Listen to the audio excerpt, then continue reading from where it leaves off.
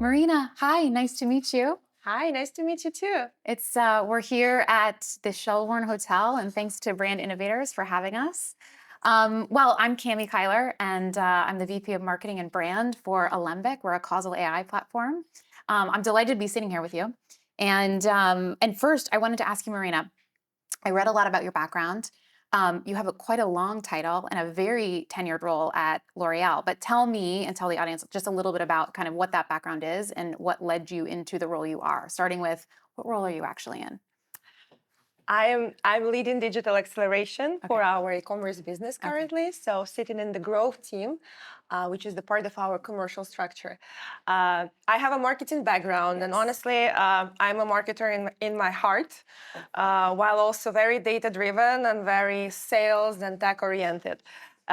And you pointed it right. I had so many different hats over my career. I started on the agency side, was a social media manager, worked in Dentsu, worked in account planning, helping clients to solve their problems with advertising. Then moved to L'Oreal, and I'm with L'Oreal for the last 11 years. I shifted different markets. I was in Eastern Europe before and moved to the US 6 years ago. And within my journey, I truly had the full cycle experience of digital marketing, e-commerce, growth, technology. So currently, I see that I had all the different experiences throughout my journeys. And honestly, now I feel that I'm a very multifunctional digital and e-commerce soldier who can solve any type of problem that we're seeing now. I totally agree with that. So, in your previous sort of marketing role, Mhm. and now you're in sort of a growth role, for Yeah. those who have an opinion about, like, well, what is the difference between marketing and growth? How do you describe that?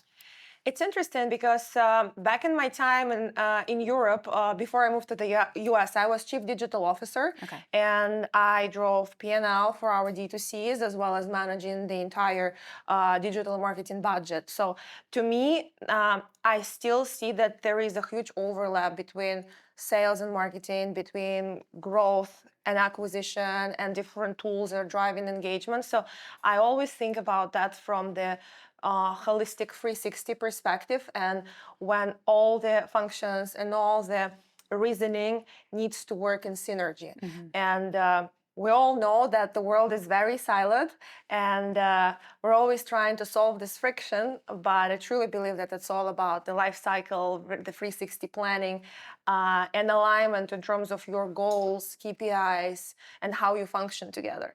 So that's what we're trying to solve all the time. Yes, yes. So, okay, so in a growth role and you're trying to move product very quickly Yeah, off the shelves, yeah. how do you think brand plays a role in that life cycle?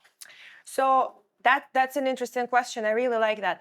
So on the brand side, you always need to think about your consistency, the way how you position yourself, and the brand identity. And I think sometimes when we think about marketing and then the growth and sales, they're kind of trying to achieve the same thing, but the optics, how you're achieving that, might be different.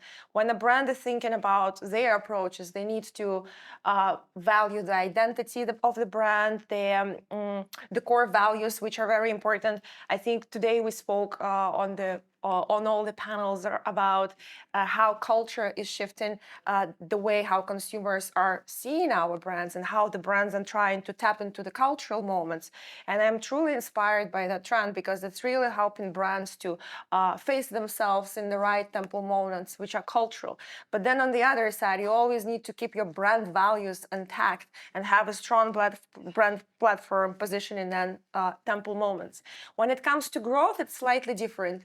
We need to push the product to the market. We need to drive sales, conversion, and numbers are very important, which is also sometimes can devalue the value and identity of the brand. So I think that in all stages, if you think about that, there are different stages of the marketing funnel. Ones are operating more in the upper funnel, helping brand to drive awareness, to drive more reach across the audience. Another one, which is a growth team, we're more driving conversion, sales, last mile, making sure that conversion happens. But on both steps, you always need to make sure that you keep your brand identity in mind while also using the right tools to drive the measurements and performance that is important on each stage. Okay, so what do you think those right tools are? So currently, I think it's all about the right measurements and how those measurements are holistically working together across the channels. Because when we think about media, when we think about digital shelf, the sales, different sales channels and different media channels, they need to work all together. And I think that nowadays the market provides us so many different tools to measure and understand our performance. But then I think the biggest friction is to come back to bring all these tools together and understand how do we actually see the whole picture and the whole story. That's where I always see the biggest challenge of the marketer or someone who drives growth, because we do have a lot of data nowadays, and I cannot say that we're missing something. We have a lot of information. The question is how you're going to interpret it and how this information is going to work together, because unfortunately we don't own all the platforms and all the solutions, and sometimes it's becoming very challenging to aggregate them all together. Yes, yes. Okay. So what do you think is the biggest like missing piece in terms of like how to measure all of these things right now? I think the biggest challenge, honestly, is the process. Interesting. It's not the measurements; it's the process. It's not the Because data either, you said. yes, since we mentioned there are a lot of different tools Yeah. and approaches in data and measurements. The biggest question is how we create a seamless process so that we can analyze it all together and come to one single solution.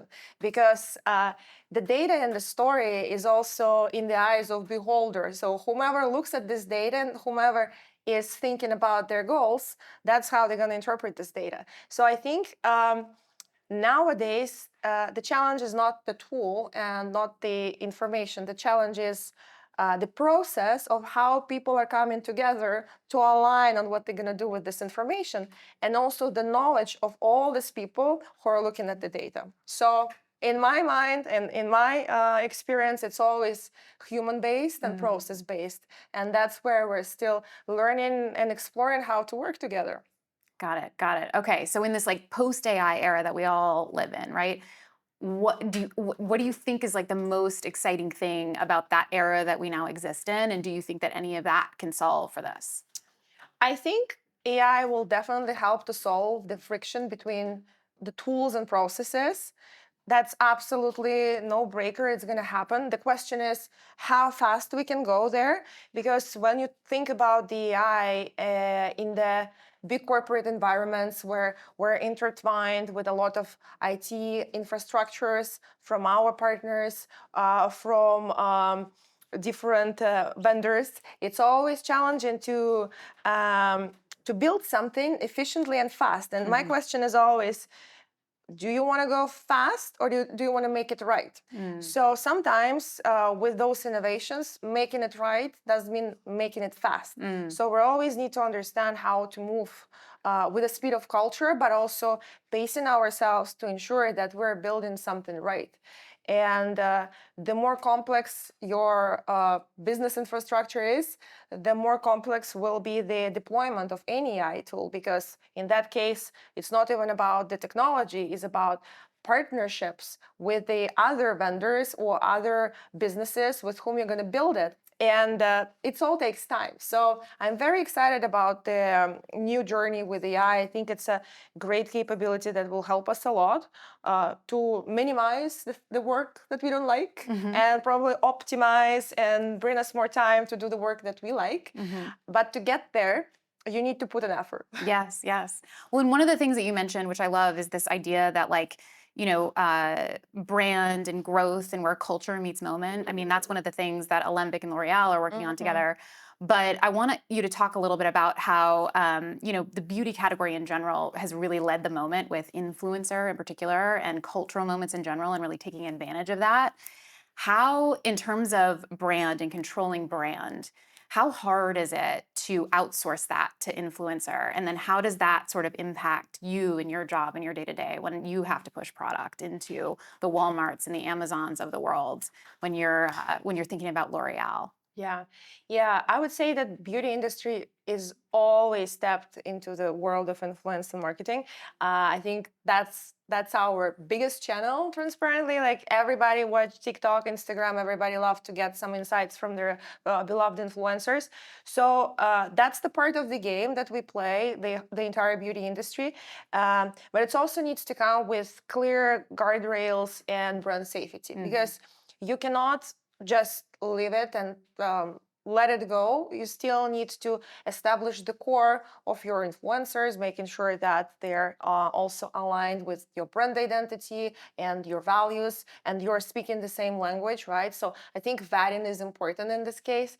And then when they're vetted correctly and you're living and breathing the same values, and just in general, those relationships are built on trust and build on the same understanding of what the brand is, then I think it's easier to lose it a little bit, to make sure that everybody understands the core and the essence of what we're trying to achieve. But I think it's all about relationship building transparently. Yes, like influencer marketing is huge, you can automate a lot of things, but in the end, I'm very driven by data, and I do a lot of technology, but also a marketer and community builder in my heart. So I'm always trying to establish this right human connections with whomever you work with. It could be an influencer, it could be your legal team, but you need to speak the same language. You need to feel safe together, to challenge to challenge each other, to make sure that the solution is right. But I think when we talk about that aspect of the business, it's not only about brand safety, it's about human safety. Like we're sitting together, we can talk, we can find solutions. And then when I trust you, I don't need to control you. It's all happening naturally. And it's the same across everything that we do, especially in marketing, because marketing is not only about innovation, it's not only about big cultural moments, it's also about trust across the board, across your team, across your peers, and the consumer, because in the end, the consumer is going to feel everything. Yes, exactly. Okay, last question. Yeah. And I want to bring this back to what you said in the beginning about your background. So you started an agency and you made your way into brand. I had a great conversation yesterday with a couple of other senior brand leaders who started an agency and made their way into brand. And as someone myself who started an agency and made their way into brand, there is some bias that some people have about hiring people who have an agency background and not into brand. What's your perspective on that? Do you look for people with an agency background or when you hire into brand, or how do you think about that in terms of your hiring practices? Do you like people with more of an agency background or no? Maybe I'm biased, but I love an agency background. Why is that? At the early stages of my career, I feel that agency gave me a lot of perspectives on different categories, because I led different brands. I was in CPG, I was in mobile apps. I had brands that are like more focused on pet food, like a bunch of different interesting projects and clients. And it gave me an understanding of how different marketers are approaching different categories, as well as building a portfolio of the tools and tactics, how I can help them to achieve their like marketing challenges or advertising goals. So I would say agency world is always a good start for someone at the beginning of their career, because it just gives you a lot of information in a very condensed time period. And then again, since my background and what I do is always about building something new, being on the edge of innovation, I always like the mindset and approach of everybody who had experience on the agency side, because that's the mindset that they have. Not every company, let's say if you're in a corporate world and you just like went to this traditional path when you're started young, and then you like going through different changes, but like basically stay within the same realm. Sometimes it's just not the same mindset. Like you're more excelling in operations, but sometimes you don't have this ideas and innovations that can come from the agency background. So it's always about the balance. What are you looking for? Because your background also defines how you're going to operate and what is your mindset when you think about work, as well as what you like to do. Because maybe you like operations. Some people do. Maybe you like innovation, but you're not good in operations. So I think all of those things we are taking into consideration, as well as like the hard skills and the soft skills. And then there is no right or wrong. You're just making a a decision based on what the job requires you to do. I love that answer. I love that answer. I think people who come from an agency background tend to be very agile, tend to love pattern recognition, which I think is the argument against people it sometimes, which is you get bored very quickly when you just are myopic on one brand. Yeah. But I think that it can bring such a very quick, like you're a lot faster in the Yeah, role. You can yeah. think, you know what great Yeah, looks like, yeah. you know how to deliver Yeah. a lot very quickly. Yeah. And so sometimes that can be a cultural challenge when Yeah. you enter a brand scenario, but anything can be learned very quickly. So. But if I may say the last thing about that, I also observed that people with non-linear career background, they actually becoming more agile. I agree. And there is this book called Anti-Fragile. Yes, I read that. I love that book. Yes. I think in the modern world where there is a lot of excitement about things, but also a lot of uncertainty about things, putting yourself into this mindset of being anti-fragile is very powerful, like mental stimulation, and just like the idea that will help you to keep your balance and core strong. And I think that when you apply this to your career, the more non-linear you are, the harder it's easier to you to navigate the uncertainty. Yes. It's also sometimes harder for you to go through this traditional track. But Yeah. I see that in the next 10 years, we won't have anything linear or traditional. That's so Everything is true. going to change. Well, we don't know how, but we're excited. You strike me as very anti-fragile, very resilient, and it was a pleasure to interview you Thank today. you so much. Thanks for Thank you. coming. Thank you.